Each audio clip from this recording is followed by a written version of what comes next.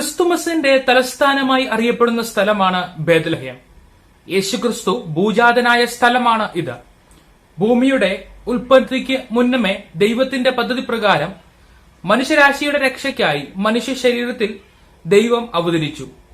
ഒരു കന്യകയിൽ ദൈവത്തിന്റെ ശബ്ദത്താൽ ഉരുവായി യേശു ബേത്ലഹേമിലെ ഒരു കാലിത്തൊഴുത്തിൽ പിറന്നു. 2024 വർഷങ്ങൾ പിന്നിടുന്നുവെങ്കിലും ലോകം മുഴുവനും ആ ജന്മദിനം ആഘോഷിക്കുകയാണ്. ബേത്ലഹേം ഇന്ന് പാലസ്തീനിൽ ഉൾപ്പെടുന്ന ഒരു സ്ഥലമാണ്.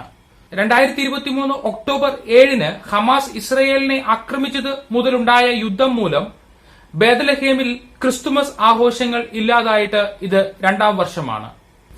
2022 വരെ ബേത്ലഹേം ക്രിസ്തുമസ് കാലത്ത് സഞ്ചാരികളെ കൊണ്ട് നിറഞ്ഞിരുന്ന സ്ഥലമാണ്.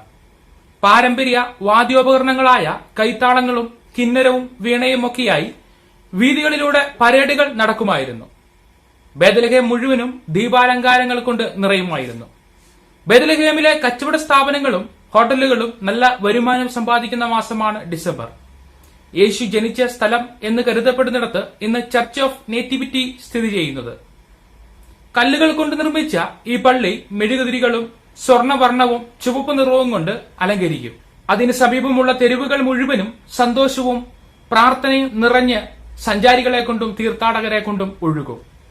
എന്നാൽ 2 വർഷമായി ബേത്ലഹേമിൽ ക്രിസ്തുമസ് ആഘോഷങ്ങൾ നടക്കുന്നില്ല. എവിടെയും മൂകതയാണ്. അലങ്കാരങ്ങളോ ആഘോഷങ്ങളോ ഇല്ല.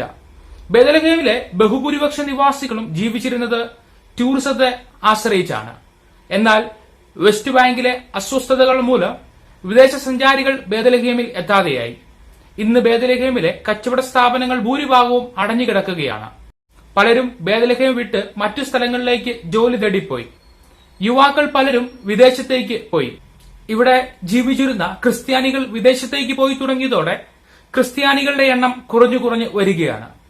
നിലവിലെ സംഘർഷങ്ങൾ ഒക്കെ മാറി വീഥികൾ ദീപാലങ്കാരമായി ആഘോഷങ്ങൾ നിറഞ്ഞ ഒരു ബേത്ലഹേം അടുത്ത വർഷം ലോകത്തിന് കാണാൻ കഴിയുമെന്ന് നമുക്ക് പ്രതീക്ഷിക്കാം.